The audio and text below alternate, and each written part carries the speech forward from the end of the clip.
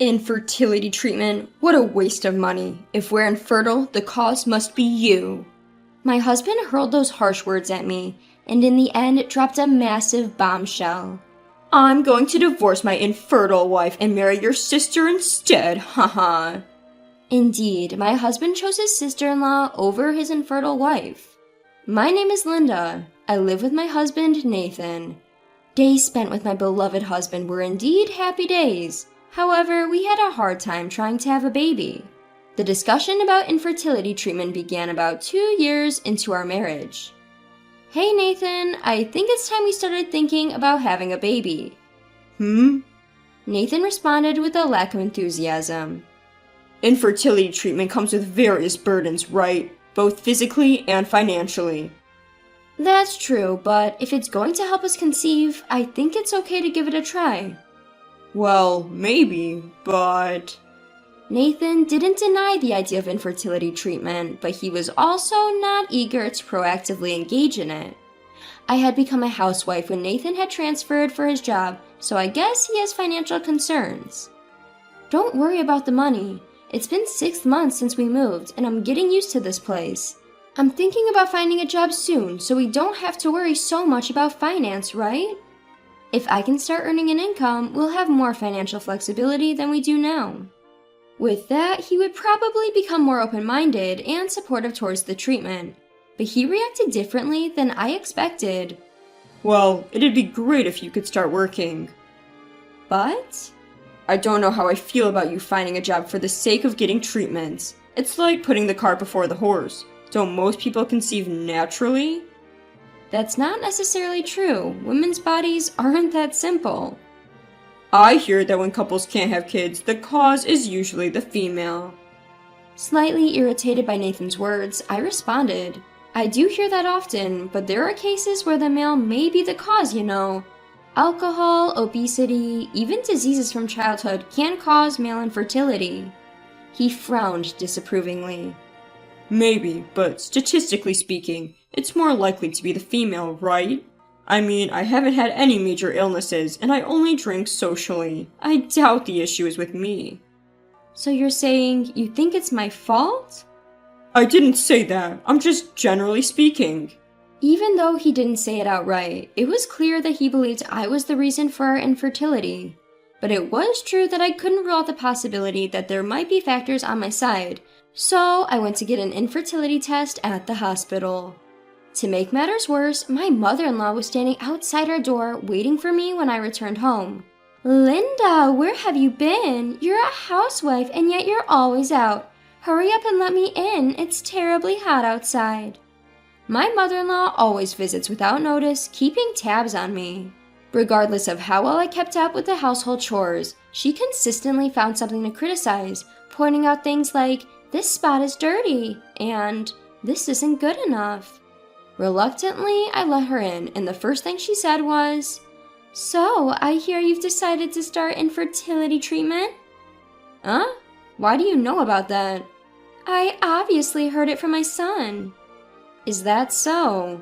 I was planning to wait and assess the situation before bringing up the topic with my husband again, so the fact that he had already talked about it with his mother was a surprise.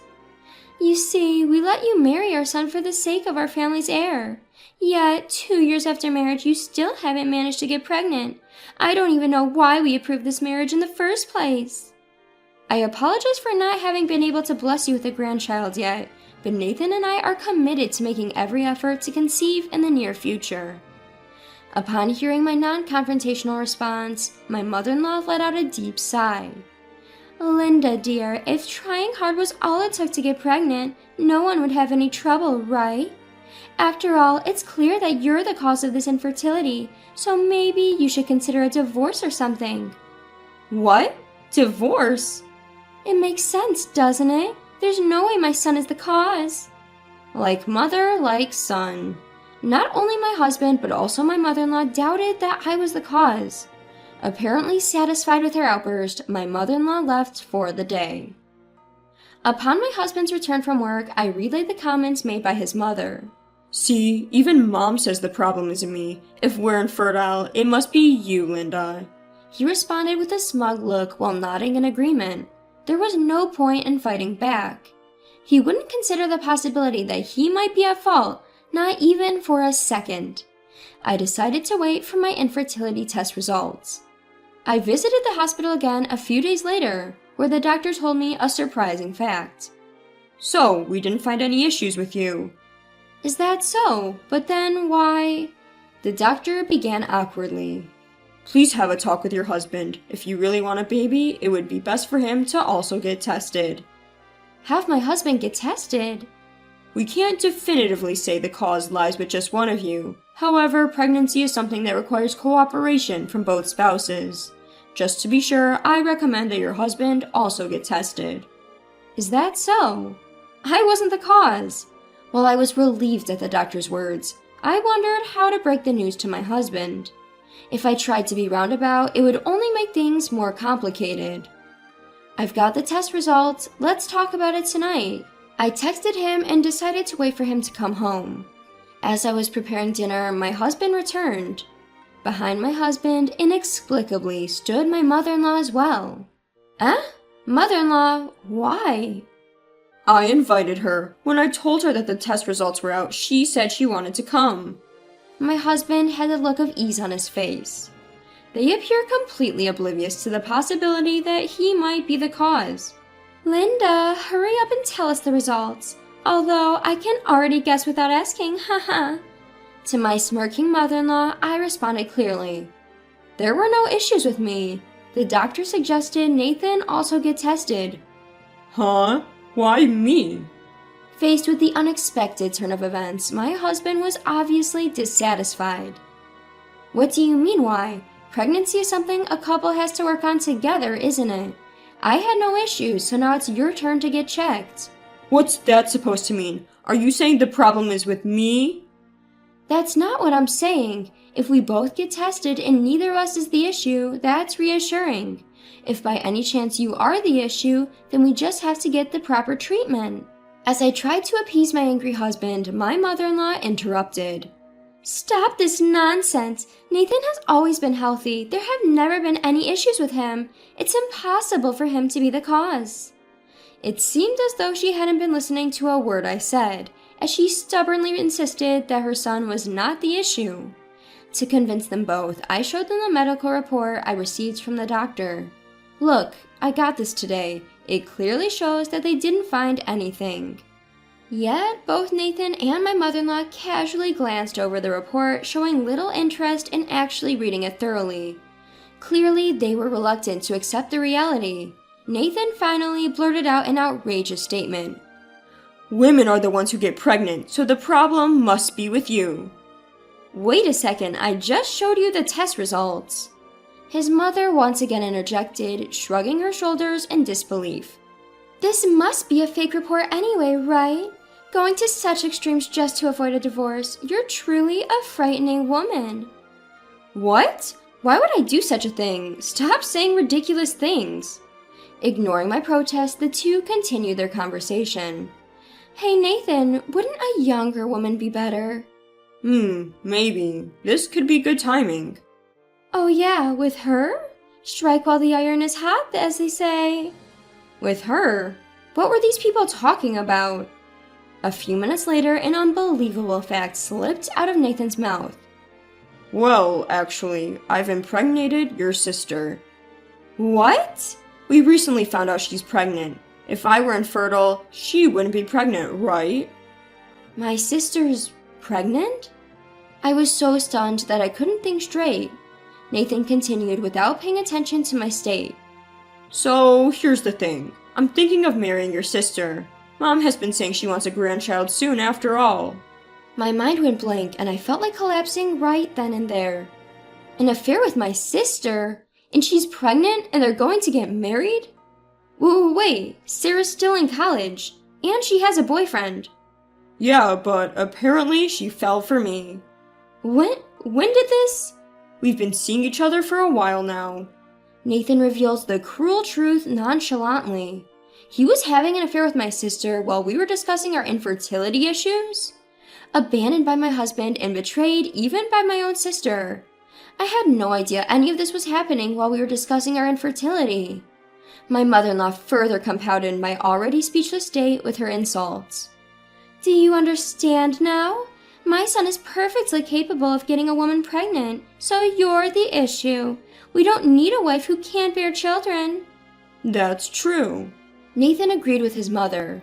It's settled then, we're getting a divorce. I already have the papers. Fill them out quickly. He seemed thrilled as he thrusted the divorce papers at me. Are these people sane? Impregnating your wife's sister and planning to remarry? That's outrageous. That's when I felt it, the surge of anger that I can't even put into words. Fine, we'll get a divorce, but you're going to pay me alimony. Once we'd agreed, he immediately kicked me out of our home. See you around, you barren lady. I'll find happiness with your adorable sister. Later, I returned to my parents' home and explained the situation to them. They were enraged, but the truth is, they disowned my sister a long time ago. I was the only family member that my sister still had contact with. Her reckless behavior, particularly concerning money and relationships, had caused our parents a great deal of trouble. She was disowned by her parents once she started college. Nevertheless, she is my one and only sister. I'd regularly invited her to our home for meals with my husband. And this is how things end up. My parents said they summoned Sarah and my husband to give them a scolding. But I told them that was unnecessary. I knew that even if they got together, it wouldn't work out. And several years later, it was a few years later when I got remarried to Gary, someone I met at my new job, and we were soon blessed with a daughter. One day when we were out as a family, I heard a voice say, Hey Linda, is that you? Nathan. Long time no see. The voice belonged to my ex-husband. He took a quick glance at my daughter and current husband, then spoke to me with bitterness. Ah, so you were married. Lucky you, someone took you in. Mind your own business. How's your marriage with my sister going? At this, my ex-husband made a sour face. Just as I thought. I pretended to know nothing and asked him, What's with the face? You should be happy you ended up with a child with my sister instead of me. Well, you see, he replied with a pale face. Sarah was really unfaithful. Even after she gave birth, she used my money to cheat on me. Now we're divorced. She even took our child with her after all the baby stuff she made me buy. Oh dear, that sounds like quite a disaster for you, I replied, though I knew all along. I was aware of my sister's promiscuous behavior, which resulted in numerous troubles. Every time she ended up demanding money from our parents. Looking around and seeing that my daughter and husband weren't around, my ex-husband suddenly turned to me. Hey, would you consider giving us another chance? Excuse me? Don't you think it's a little too late for that? As you can see, I'm remarried. But your daughter's a stepchild, right? You shouldn't have to go through the trouble of caring for someone else's child. I don't need children anymore. Let's live freely together. He must have thought that my daughter was my stepdaughter. This man, after all this time, still didn't suspect my fertility. I boldly told this mistaken man the truth. What are you talking about? That girl's my biological daughter. Huh? His expression at that moment is something I can never forget, even to this day. He had a dumbfounded look, about 5 times more than usual. Weren't you infertile? Trembling, he asked. I explained politely.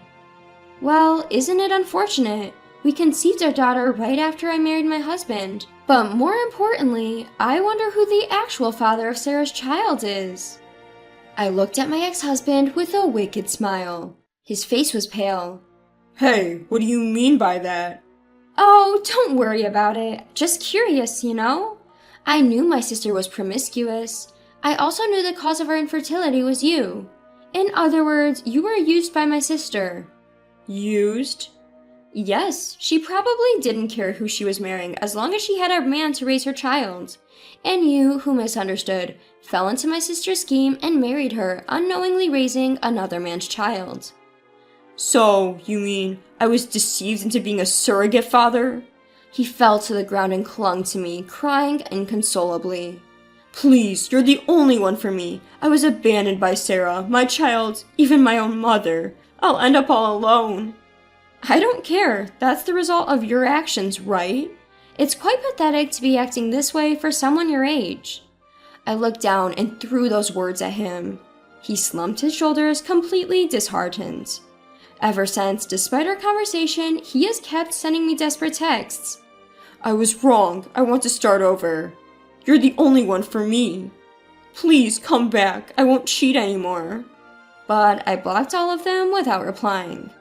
It seems my ex-husband later requested a DNA test for the child. As a result, it was confirmed that the child was not his. To this day, he's in a state of self-isolation at home, not even going to work. Being abandoned by his mother, his only ally, feels like he's getting what he deserves. I, of course, haven't seen my ex-husband since that day. I have a family that is incomparably more precious. I couldn't care less about that man. I want to continue to prioritize my husband, who chose me, and our daughter, who came into our lives, focusing on them as we cherish each day.